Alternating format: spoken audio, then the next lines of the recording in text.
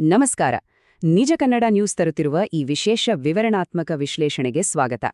ಇವತ್ತು ನಮ್ಮ ಸುಪ್ರೀಂ ಕೋರ್ಟ್ನಲ್ಲಿ ನಡೆಯುತ್ತಿರುವ ಒಂದು ಬಹಳ ಕುತೂಹಲಕಾರಿ, ಅಷ್ಟೇ ಸಂಕೀರ್ಣವಾದ ಕಾನೂನು ವಿಚಾರದ ಬಗ್ಗೆ ಆಳವಾಗಿ ತಿಳಿಯೋಣ. ಕೋರ್ಟ್ ಹಾಲ್ನಲ್ಲಿ ಏನೆಲ್ಲ ನಡೀತಿದೆ, ಇದರ ಹಿನ್ನೆಲೆ ಏನು ಅನ್ನೋದನ್ನ ಹಂತ ಹಂತವಾಗಿ ನೋಡೋಣ. ಬನ್ನಿ ಶುರು ಮಾಡೋಣ. ನೇರವಾಗಿ ಕೋರ್ಟ್ ರೂಮ್ ಒಳಗಡೆನೆ ಹೋಗಿ ನೋಡೋಣ ಬನ್ನಿ. ಬುಧವಾರದ ವಿಚಾರಣೆಯಲ್ಲಿ ಜಸ್ಟಿಸ್ ಬಿ.ವಿ. ನಾಗರತ್ನ ಅವರು ಒಂದು ಬಹಳ ಶಾರ್ಪ್ ಆದ ತಾಂತ್ರಿಕ ಪ್ರಶ್ನೆ ಎತ್ತಿದ್ರು. ಅದೇನೆಂದ್ರೆ 60 ವರ್ಷಗಳ ಕಾಲ ಭದ್ರವಾಗಿ ನಿಂತಿರೋ ಒಂದು ಸಾಂವಿಧಾನಿಕ ಪೀಠದ ತೀರ್ಪನ್ನ ಎಷ್ಟೇ ಸುಧಾರಣಾವಾದಿ ಉದ್ದೇಶ ಇದ್ರೂ ಕೂಡ ಕೇವಲ ಸಾರ್ವಜನಿಕ ಹಿತಾಸಕ್ತಿ ಅರ್ಜಿ ಅಂದ್ರೆ PIL ಮೂಲಕ ಪ್ರಶ್ನಿಸೋದಕ್ಕೆ ಸಾಧ್ಯನಾ ಅಂತ. ಅಕ್ಷರಶಃ ಈ ಒಂದು ಪ್ರಶ್ನೆ ಇಡೀ ಕೇಸ್ನ ದಿಕ್ಕನ್ನೇ ಬದಲಿಸುವಂಥದೆ.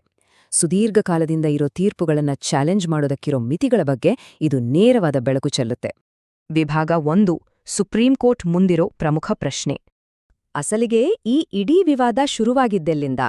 ಮೊದಲನೇದಾಗಿ ಸುಪ್ರೀಂ ಕೋರ್ಟ್ ಈ PILಗಳ ನಿರ್ವಹಣೆ ಅಥವಾ ಮೇಂಟೇನೆಬಿಲಿಟಿ ಬಗ್ಗೆನೇ ಅನುಮಾನ ವ್ಯಕ್ತಪಡಿಸ್ತಾ ಇದೆ.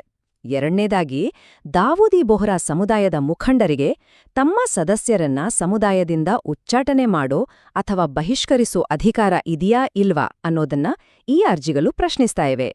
ಈ ಎಕ್ಸ್ಕಮ್ಯುನಿಕೇಷನ್ ಅಥವಾ ಉಚ್ಚಾಟನಾ ಪದ್ಧತಿನೇ ಈಗ ನ್ಯಾಯಾಲಯದ ಕಟಕಟೆಯಲ್ಲಿ ನಿಂತಿರೋದು. ಒಂದು ಕಡೆ ಧಾರ್ಮಿಕ ಮುಖಂಡರ ಅಧಿಕಾರ, ಇನ್ನೊಂದು ಕಡೆ ವ್ಯಕ್ತಿಗತ ಹಕ್ಕು. ಇವೆರಡರ ನಡುವಿನ ಘರ್ಷಣೆನೇ ನಮ್ಮ ಇವತ್ತಿನ ಚರ್ಚೆಯ ಕೇಂದ್ರಬಿಂದು. ಇಲ್ಲಿ 60 ಅನ್ನೋ ಸಂಖ್ಯೆ ಇದೆಯಲ್ಲ, ಇದು ಬಹಳ ಮುಖ್ಯ.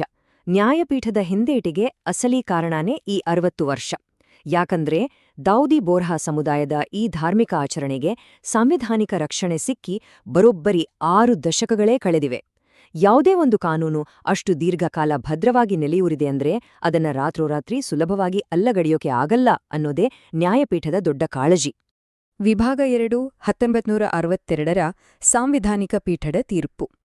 ಆ 6 ದಶಕಗಳ ಹಿಂದಿನ ಕಥೆ ಏನು ಅಂತ ನೋಡೋದಾದ್ರೆ, 1962ರಲ್ಲಿ 5 ನ್ಯಾಯಮೂರ್ತಿಗಳಿದ್ದ ಸಾಂವಿಧಾನಿಕ ಪೀಠ ಒಂದು ಲ್ಯಾಂಡ್ಮಾರ್ಕ್ ತೀರ್ಪು ಕೊಟ್ಟಿತ್ತು.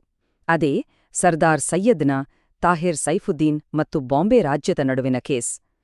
ಈ ತೀರ್ಪು ಧಾರ್ಮಿಕ ಆಚರಣೆಯಾದಿ ಬಹಿಷ್ಕಾರ ಹಾಕೋ ಹಕ್ಕಿನ ಬಗ್ಗೆ ಒಂದು ಸ್ಪಷ್ಟವಾದ ನಿಲುವು ತಗೊಂಡಿತ್ತು. ಇವತ್ತಿನ ಈ ಇಡೀ ಚರ್ಚೆ ನಿಂತಿರೋದೇ ಆ 1962ರ ಅಡಿಪಾಯದ ಮೇಲೆ ಅಂದ್ರೆ ತಪ್ಪಾಗಲ್ಲ. ಹಾಗಾದ್ರೆ ಆ ಐತಿಹಾಸಿಕ ತೀರ್ಪಿನ ಸಾರಾಂಶ ಏನಿತ್ತು?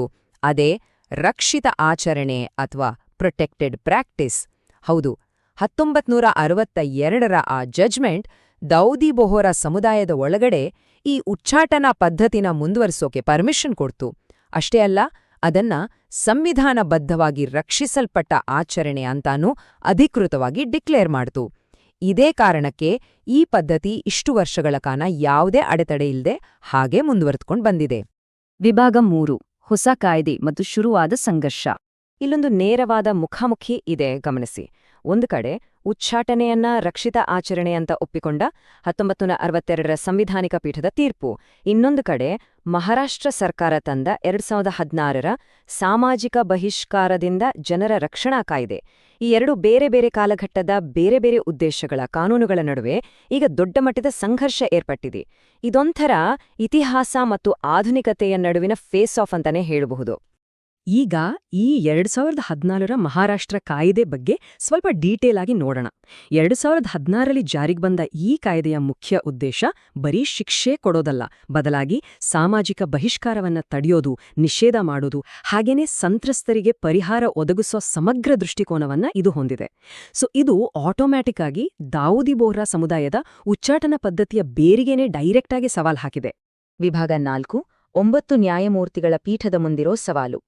ಈ ಇಡೀ ಘಟನಾವಳಿಗಳ ಟೈಮ್ಲೈನ್ ನೋಡಿದ್ರೆ ನಮಗೆ ವಿಷಯದ ತೀವ್ರತೆ ಅರ್ಥ ಆಗತ್ತೆ. 1962ರಲ್ಲಿ 5 ನ್ಯಾಯಮೂರ್ತಿಗಳ ಪೀಠ ಕೊಟ್ಟ ತೀರ್ಪಿನಿಂದ ಶುರುವಾಗಿ 2016ರಲ್ಲಿ ಮಹಾರಾಷ್ಟ್ರದ ಕಾಯ್ದೆ ಜಾರಿಗೆ ಬಂತು. ಕೊನೆಗೆ 2023ರಲ್ಲಿ ಈ ಕೇಸನ್ನ ಅಧಿಕೃತವಾಗಿ 9 ನ್ಯಾಯಮೂರ್ತಿಗಳ ಬೃಹತ್ ಪೀಠಕ್ಕೆ ವರ್ಗಾಯಿಸಲಾಯಿತು. ಕಾನೂನಿನ ದೃಷ್ಟಿಯಲ್ಲಿ ನೋಡಿದ್ರೆ ಇದೊಂದು ಅತಿ ದೊಡ್ಡ ಡೆವಲಪ್ಮೆಂಟ್. ಈ 9 ಅನ್ನೋ ನಂಬರ್ ಇದೆಯಲ್ಲ, ಇದು ನ್ಯಾಯಾಂಗ ವ್ಯವಸ್ಥೆಯಲ್ಲಿ ಎಷ್ಟು ಪವರ್ಫುಲ್ ಅಂತ ನಮ್ಗೆಲ್ಲ ಗೊತ್ತೇ ಇದೆ. ಮುಖ್ಯ ನ್ಯಾಯಮೂರ್ತಿ ಸೂರ್ಯಕಾಂತ್ ಅವರ ನೇತೃತ್ವದ ಈ ಬೃಹತ್ ಪೀಠ ಈಗ ಈ ಕಾಂಪ್ಲೆಕ್ಸ್ ಆಗಿರೋ ಕಾನೂನು ಪ್ರಶ್ನೆಗೆ ಫೈನಲ್ ಆದೇಶ ಕೊಡೋ ದೊಡ್ಡ ಜವಾಬ್ದಾರಿ ಹೊತ್ತಿದೆ. ಇಷ್ಟು ದೊಡ್ಡ ಪೀಠ ರಚನೆ ಆಗಿದೆ ಅಂದ್ರೇನೆ ಆ ವಿಷಯದ ಗಾಂಭೀರ್ಯತೆ ಮತ್ತು ಸಾಂವಿಧಾನಿಕ ಪ್ರಾಮುಖ್ಯತೆ ಎಷ್ಟೊಂದು ದೊಡ್ಡದಿದೆ ಅಂತ ಅರ್ಥ ಮಾಡ್ಕೋಬೋದು ಅಲ್ವಾ? ಇದ್ರಲ್ಲಿ ಗಮನಿಸಬೇಕಾದ ಇನ್ನೊಂದು ಇಂಟ್ರೆಸ್ಟಿಂಗ್ ಪಾಯಿಂಟ್ ಅಂದ್ರೆ ದಾವೂದಿ ಬೊಹ್ರಾ ಸಮುದಾಯದ ಈ ಕೇಸನ್ನ ಸಿಕ್ಕಾಪಟ್ಟೆ ಚರ್ಚೆಗೆ ಗ್ರಾಸವಾಗಿದ್ದ ಶಬರಿಮಲೆ ಪ್ರಕರಣದ ಜೊತೆ ಸೇರಿಸಲಾಗಿದೆ. ಅಂದ್ರೆ ಟ್ಯಾಗ್ ಮಾಡಲಾಗಿದೆ. ಇದರ ಅರ್ಥ ಏನು? ಧಾರ್ಮಿಕ ಸ್ವಾತಂತ್ರ್ಯ ಮತ್ತು ರಾಜ್ಯದ ಕಾನೂನುಗಳ ನಡುವಿನ ಈ ಫೈಟ್ ಕೇವಲ ಒಂದು ಸಮುದಾಯಕ್ಕೆ ಮಾತ್ರ ಸೀಮಿತ ಆಗಿಲ್ಲ ಅಂತ. ಇದರ ಸಾಂವಿಧಾನಿಕ ಪರಿಣಾಮಗಳು ಲಿಟ್ರಲಿ ಬಹಳ ವಿಸ್ತಾರವಾಗಿದೆ. ಇದೆಲ್ಲದರ ನಡುವೆ ರಿಟ್ ಅರ್ಜಿದಾರರ ಪರವಾಗಿ ಹಿರಿಯ ವಕೀಲರಾದ ರಾಜು ರಾಮಚಂದ್ರನ್ ಅವರು ವಾದ ಮಾಡ್ತಿದ್ದಾರೆ.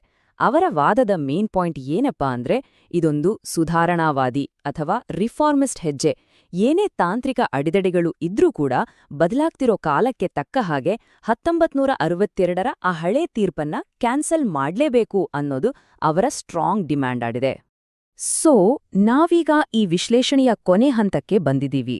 ನಮ್ಮ ದೇಶದ ಸುಪ್ರೀಂ ಕೋರ್ಟ್ ಕಳೆದ 60 ವರ್ಷಗಳಿಂದ ಧಾರ್ಮಿಕ ಆಚರಣೆಗಳನ್ನ ಪ್ರೊಟೆಕ್ಟ್ ಮಾಡ್ಕೊಂಡು ಬಂದಿರೋ ಸಾಂವಿಧಾನಿಕ ಪೂರ್ವನಿದರ್ಶನ ಮತ್ತು ಇವತ್ತಿನ ಮಾಡರ್ನ್ ಸಾಮಾಜಿಕ ಸುಧಾರಣಾ ಕಾಯ್ದೆಗಳನ್ನ ಹೇಗೆ ಬ್ಯಾಲೆನ್ಸ್ ಮಾಡ್ಬೋದು? ಒಂದು ಕಡೆ ಇತಿಹಾಸದ ತೂಕ, ಇನ್ನೊಂದು ಕಡೆ ಆಧುನಿಕತೆಯ ಅಗತ್ಯ. ಇವೆರಡರ ನಡುವೆ ನ್ಯಾಯಾಂಗ ಯಾವ ರೀತಿ ಸಮತೋಲನ ಕಂಡುಕೊಳ್ಳುತ್ತೆ ಅಂತ ಇಡೀ ದೇಶನೇ ಕುತೂಹಲದಿಂದ ಕಾಯ್ತಾ ಇದೆ. ಇದಾಗಿತ್ತು ನಿಜ ಕನ್ನಡ ನ್ಯೂಸ್ ತಂದ ಈ ವಿಶೇಷ ವರದಿ. ನಿರಂತರ ಅಪ್ಡೇಟ್ಸ್ಗಾಗಿ ನಮ್ಮ ಜೊತೆನೇ ಇರಿ. ನಮಸ್ಕಾರ.